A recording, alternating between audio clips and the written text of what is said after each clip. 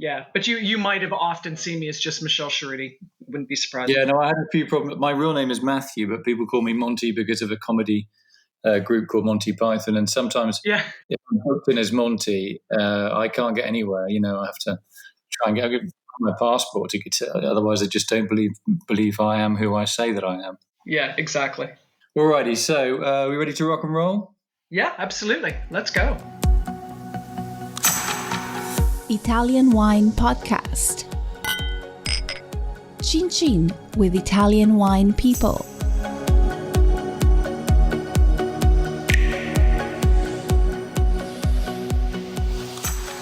Hello, this is the Italian Wine Podcast. My name is Monty Waldin. My guest today is Michelle Cherutti-Kowal, Master of Wine. Did I say that right? You did. Thank you very much. Okay. Welcome. Thank you. So you became a Master of Wine in 2015, and you are, I think, a dual Italian-Canadian citizen. How did that come about?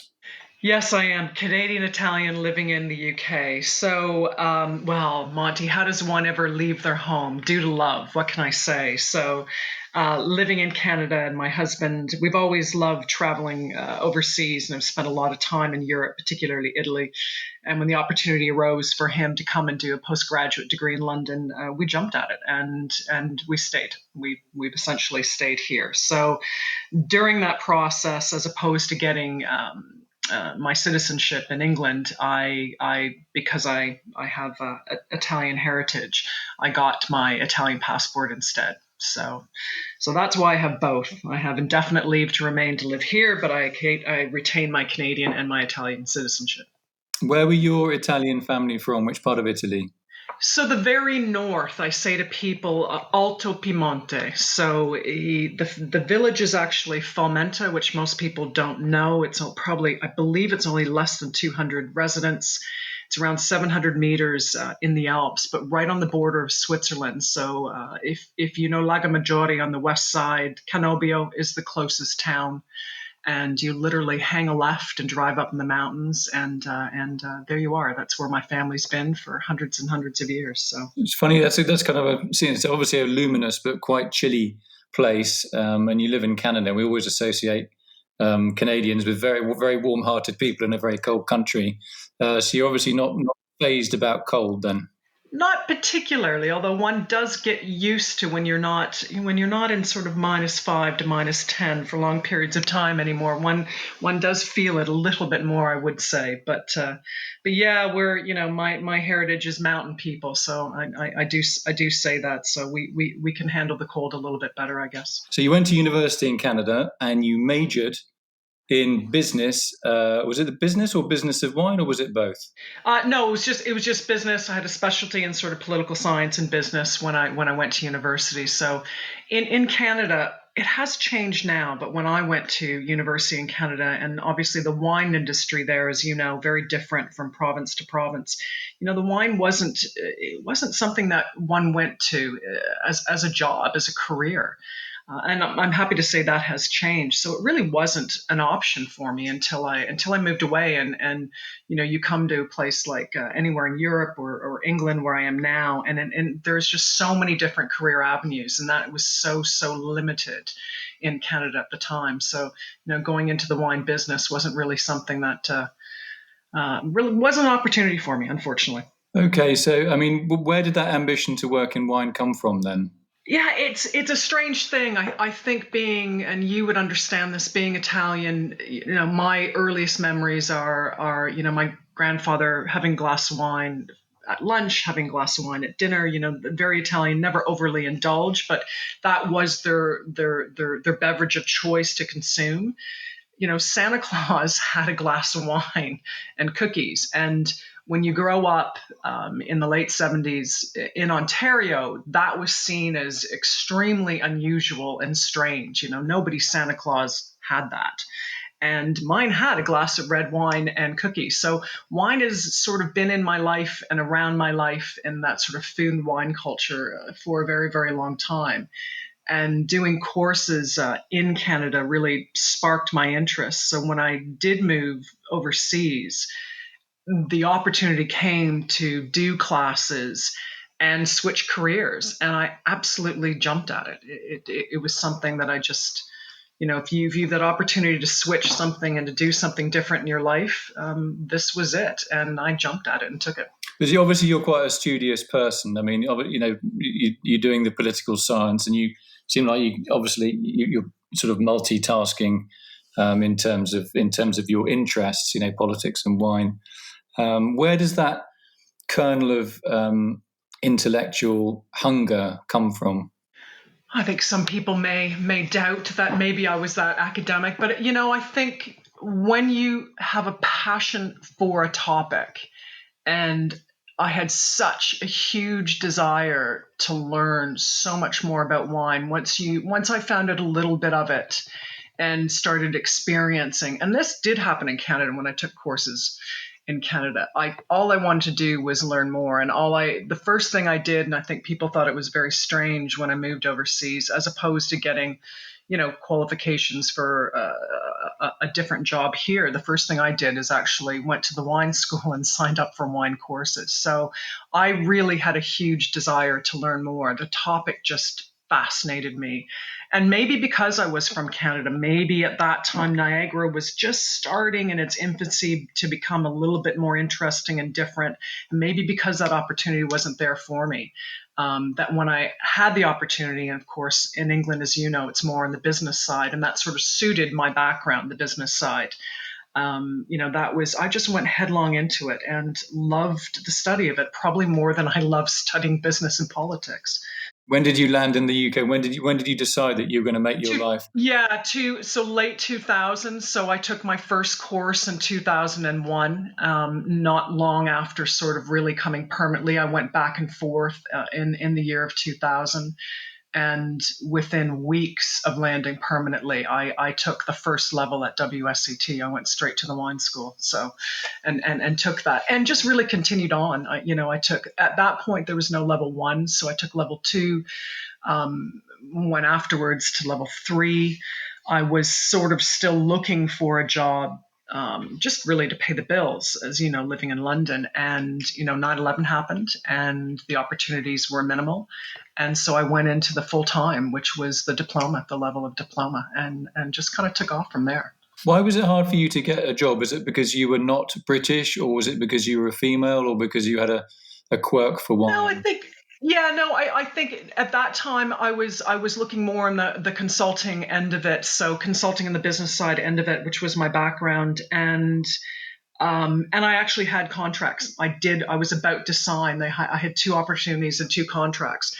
And if you remember that time when 9/11 happened, the world was we had a bit of a tech crisis, and they didn't go ahead and sign the contracts. They just didn't know financially, and they weren't ready to sort of hire. So I was then in a lull, and instead of sort of sitting around in that lull, I just said, well, I'll just continue with mine. I'll forget about this, and I'll see if the world changes, and I'll hop into full time in wine, and I'll go switch into that and see what job I can get in wine. So that's it became a very quick decision actually to do that.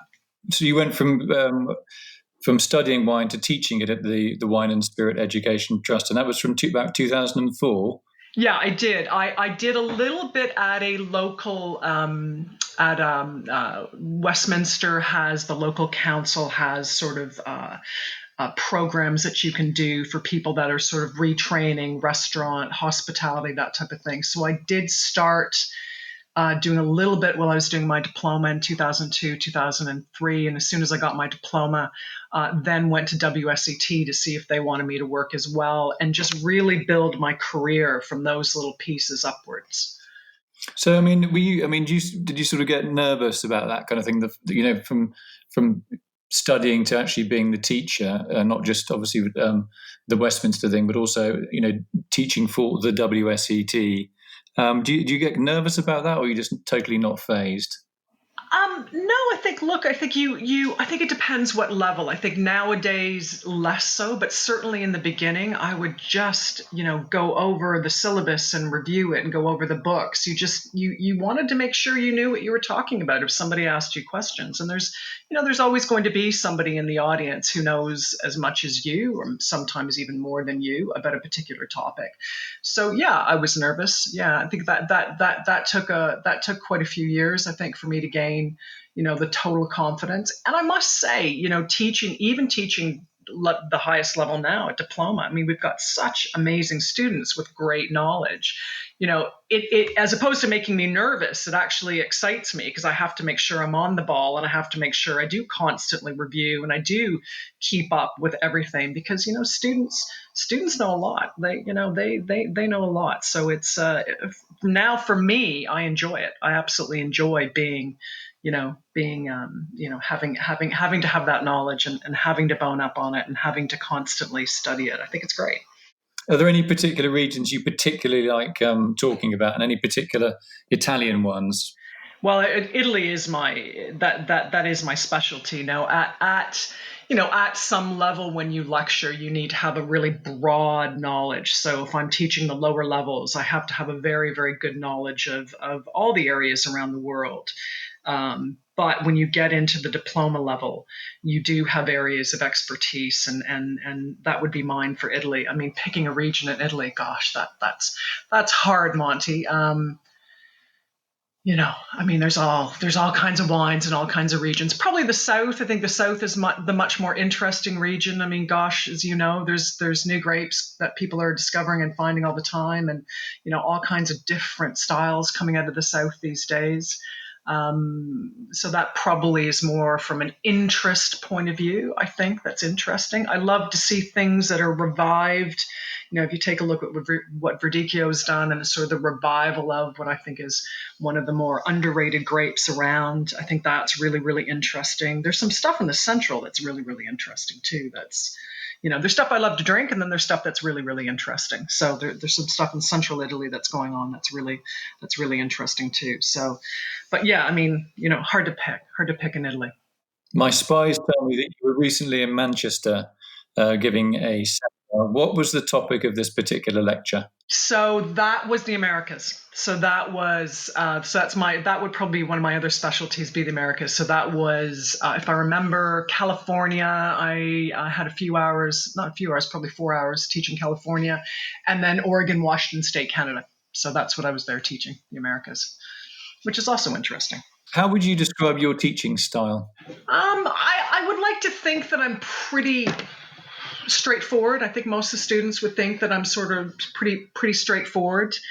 I feel very strongly there's a difference between teaching and what I would call entertaining. And I think teaching, you need to understand the syllabus. You need to be pretty clear. You need to be pretty straightforward with students. I'm pretty honest with students. If I don't know something or understand something, I can find them the information. And I think entertaining is one thing you can use to make it interesting, but as long as it needs to be relevant for the topic. At the end of the day, students need to write an exam. They're there to write an exam. So there's a real difference between just doing sort of a fun little consumer, tasting, as opposed to what I call, doing sort of real lecturing. So you're not only you're a master of wine, but you're a member of the Institute's education committee, which sounds terribly sort of terrifying. What does that involve? I mean, this is kind of like not only the MWs, this is the MWs of the MWs, isn't it? Yeah, the Institute of Masters of Wine is a little bit different than something like WSET. WSET is a school. There's a syllabus. There's courses. They've got qualifications with the courses. The Institute of Masters of Wine is not like that. So it's very much a self-study program. We're pretty open, pretty clear about that. So the education committee is all about supporting the students on their journey, supporting them through that process that they're going to do. So we have We offer 4 course days, and then all students have to go to a seminar. So some seminar around the world, whether it's a 4 or 5 day seminar around the world. So the education committee is really there's different rules on it. It's looking at are topics relevant, are theoretical topics are wines relevant. There's classical wine regions, but there's some interesting different things going on in the world. So are these course days and seminars covering that? Big part of what we do is we set up sort of mock tastings for them and mock exams for them, and we bring in MWs to mark them, to give them advice, to go through that with them. We offer sort of more from the theory side, it's more seminars and lectures. We'll do that as well. I think one of the bigger things, and we've started looking at this a couple of years ago, is more distance learning and doing a few things on distance learning. And I was doing a bit of that. So we're doing more dry tasting notes, and we're doing Zoom. So that's why I'm quite comfortable using Zoom, because I've been doing it for a few years. And as you can imagine with COVID, now distance learning is completely ramping up, as we've got students that are sort of locked in certain countries. So that's kind of the things that we do. I don't think it's less. It's less daunting than maybe it sounds, but that's the type of things that we look at from an educational. Did you use the term dry tasting? Yeah. So what's that? So instead of having wines in front of you, it would be we would set up something, 4 wines, or often a question would involve maybe 3 wines or 4 wines. So it is actually giving them the wines and giving them the technical details of the wines. So you know what they are. So it's a dry tasting, it's open, you know what they are. And it's not actually tasting the wines. It's just writing your note or answering the questions. You know what the wines are. Let's formulate what a note would look like, what an answer would look like, what language would you use. And I think that that's something that a lot of students, whether you're a diploma or whether you're an MW student, can do a lot more of, to be honest. You can sit there and you can write up. You can sit there and say, let's talk about Chianti Classico 2014. Vintage, 90% Sangiovese. So you should have an idea what that's going to taste like. So if you had a basic Chianti, a Chianti Classico, and let's say you had a Grand Selezione in front of you, let's say those are your 3 wines and a dry tasting, we would give you the technical notes, and then we would pose questions, what's the common grape and why? And, compare the quality, compare and contrast the quality of these 3 wines. So it would be something like that. So you don't actually need the wines in front of you. You can get them, but you don't actually need the wines in front of you to be able to formulate a note like that. So that's what we would call a dry tasting. That's very interesting. I've never heard of that before, to be honest. But it's, I think it seems like a very good idea that you get into a sort of rhythm or a framework of first of all, organizing your tasting note, and then obviously the knowledge locker behind that. And I think that's a really good idea. Yeah, it is about that. It's formulating your thoughts, and it's formulating reasoning and arguments. Nothing can take the place out of blind tasting, but there's lots you can do with that wines in front of you, just sort of, looking at maybe old exam wines. And you can look at old exam wines and you can actually write the question, just knowing what they are. And that's what it's all about. It's extremely helpful, actually. So your Master of Wine dissertation was explored the impacts of Conegliano Valdobbiadene, Prosecco Superiore, upgrading from DOC to DOCG.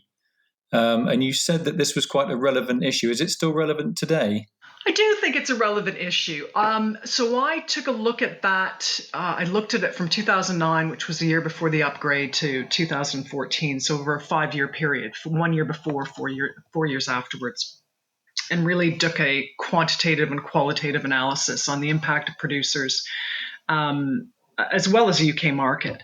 I think it is relevant today, and I think it's relevant, as you and I both know. There's so many regions who think, the Holy Grail and the answer to their region is to upgrade. And it may be the case, but there are impacts of upgrading, and it was interesting to look at what those impacts were. What were the reasons that they wanted to upgrade? Did they achieve those reasons? What do they need to do going forward? And out of this, most of the times when you do an upgrade, there's going to be a DOC and there's going to be a DOCG. And how are those two now going to be placed in your market? Should they be both be in a supermarket with placement? What's the price differential going to be? Does a producer need to consider, where Prosecco Superiore should be compared to Prosecco DOC? And that's what really came out of this. It came out of this that producers needed to think a little bit more carefully about, where the higher priced product is more effective in really the on trades, the independent side. And then if you go into the off trade side, which is a supermarket side, that, you really, are you really going to achieve what you want to achieve from a reputational point of view, from a price point of view, when you are competing with a lower DOC product? So it was quite interesting to look at it, and I did a little bit of comparison in the final analysis between things like Chianti and Chianti Classico, which is exactly the same thing. They both appear on the same shelves. What is the price differential? What is the impact? This had nothing to do with consumers, but how does the trade? What does a trade think of them? How is the trade going to be impacted and placed? And it is interesting considering, not too far along way. I mean, the craze is still happening, isn't it? It's still a highly, highly, highly successful product. So it was really fascinating. It was fascinating to do. The people were lovely that I worked with. I spent a lot of time in both Cogliano and Valdobbiadene, and it was really fascinating. And I still do a little bit with Prosecco Superiore now. Doing that. So it was a really, really interesting project to take on. Is that work you literally being in the region, speaking face to face with people, or is that distance working? With Prosecco Superiore now, is that what you mean? Yeah. Yeah, I've taken, I have sort of spearheaded a trip or two out there. We were going to do another trip, which I would love to do, but it's going to be a virtual trip now. And in November. So it's a little bit like that. I've done a few little presentations for them at some of the trade shows.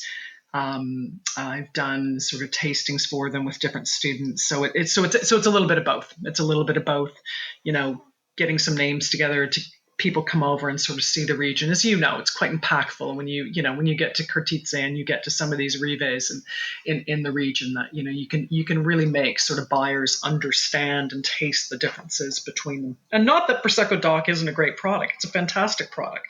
I drink it too. But it is, it is people physically understanding the difference of the regions and the difference in taste and the region why it's higher priced. So, I mean, you obviously judge a lot of wine competitions such as the Decanter World Wine Awards and 5-Star Wines, which is organised by Vinitaly. What are some of your bugbears about wine tasting, and what are the things that make you excited about blind tasting competitions? My bugbear, probably my biggest and we missed you, by the way, in Decanter this year. I did do Tuscany, Monty. We did miss you tasting Tuscany this year. Probably, I think the one thing. I'm not quite sure how you feel about this way is, you get some people that are a little bit nervous and sort of, sit within one sort of mark. They may go a down to, may go a little bit up to, but they just kind of sort of sit in the middle. And I really like to use the scale. I like to use the scale. I like to think that there is, there's legitimately some wines that sort of sit in the middle, but I like to use it to the higher scale if it's there and the lower scale if it's there. So I quite get a little bit irritated at people sitting on the fence, maybe a little bit, that I'd like to see more use of the marks that we have. I think that's one of the things. It's amazing how many people are still quite scared of, giving a low mark or giving a really high mark. Yeah, exactly. Of being seen to get things wrong when it's really just your opinion, isn't it? I mean, that's what it is. And, exactly. What about what consulting projects have you got on at the moment relating not just to Italy, but in Italy and elsewhere? So I've got a corporate client that I'm doing a little bit. Normally I'd be there with them, but I'm doing some virtual training with them. They're bringing out a new product, and a sparkling wine product actually. So I'm doing consulting with them, putting together a package with them, and then selected wines, obviously very different. People will be at their homes, so doing more of a virtual experience with them. So I'm doing that right now. I'm doing a presentation for all the Psalms in South America. That's coming up. That'll be a live Zoom and recorded, and that's going to be on Wines of Canada. So I've got that coming up. As I said, this virtual trip to Prosecco Superiore, so that coming up. And I desperately wish we could go there, but I can't convince anybody of that yet. So I'm not quite sure being from England will be let out anywhere these days. So I don't know if you heard, but London just got put on restricted lockdown this morning. So what if some? I mean, you're such a positive person, such a logical person with a ridiculous amount of knowledge. And what are some of your bugbears in the industry? Obviously, people sitting on the fence in blind tastings is annoying, but it's not the be all and end all. But from a female perspective, for somebody who really is at the top of the tree, both commercially and in terms of wineness, in terms of your knowledge of the actual product, for your master of wine and all the rest of it. What are the things that still you think we have areas that are still unreconstructed that we need to deal with as an industry? Great question. Probably the one thing that irritates me the most is when we as wine experts, and it's a joint we, criticize, consumers for their love of something basic and simple. I get really upset when I hear some people say to me, oh, people don't think, I'm embarrassed when I have a glass of Pinot Grigio, but I like Pinot Grigio, or, I like Prosecco, but people don't think it's posh enough, or if they have a blush Zinfandel, people don't think that's posh enough. And I get really upset at that. I think we in the industry, our business is to make sure that people enjoy wine. And if we want people to move up the scale in quality and encourage them to buy different styles, that's our job. That's our job in the wine industry, not to criticize them, not to make them feel like they're idiots, but to actually say, I'm happy you enjoy it. I'm happy you really, really like it. Why don't you try something else? You might like this equally as well. And I think that's our job in the industry, to do that, as opposed to constantly criticize. I have been at pubs and I have ordered a glass of Prosecco or Pinot Grigio, and my wine friends just look at me in shock. And I just look at them and say, why? I mean, if that's what I want to drink today, what does that matter to you that that's what I want to drink? If people want to drink something that's really simple and lovely and juicy, why do we criticize that? So I feel extremely passionate about that people that people are made to feel that way. And I feel that with food and wine matching as well, when people just sort of, you must have this wine with this food, or you must have this wine with that food. And I get really, really irritated by it. And that doesn't go away. It's still around today. And that gives our industry such a horrible, elitist attitude, and it doesn't need to be that way. We're an industry that overproduces, anywhere between 20 and 40 million hectoliters a year. Our job is to sell wine. That's our job, to make sure people enjoy it and that people buy it, and they discover more wine. It is not to criticize people and what they drink. So sorry, that's a little bit of a rant, but that really irritates me. Yeah, the word rant and Canadian just don't go together, by the way. Maybe I've been here too long. Yeah, I mean, your term basic and simple, and I'm sure that has that idea in your head has come from the fact that when you were small and your first introduction to wine was probably a basic and simple wine, right? And you've held that through your career, your sort of lodestar. So, and you've reached the top of the tree, not just being an MW, but teaching MWs. I mean, that is kind of like the sort of pinnacle. And for you to say that, an everyday simple wine is just as exciting for you as I don't know, Petrus or whatever, or Romani Conti, is really, really great to hear. And I'd love to get you back again on the podcast in the future, because you have a wealth of knowledge, not just about wine, but about the language of wine, and the setting of wine, and the thinking about wine, and the expression of words related to wine. You are a fantastic interviewee. I would absolutely love to. Michelle, I just want to say thanks very much to you, and we wish you every success in all your future projects, and we look forward to seeing you literally as soon as possible. Take care. Take care. Thank you very much, Monty. Listen to the Italian Wine Podcast wherever you get your podcasts. We're on SoundCloud, Apple Podcasts, Himalaya FM, and more. Don't forget to subscribe and rate the show.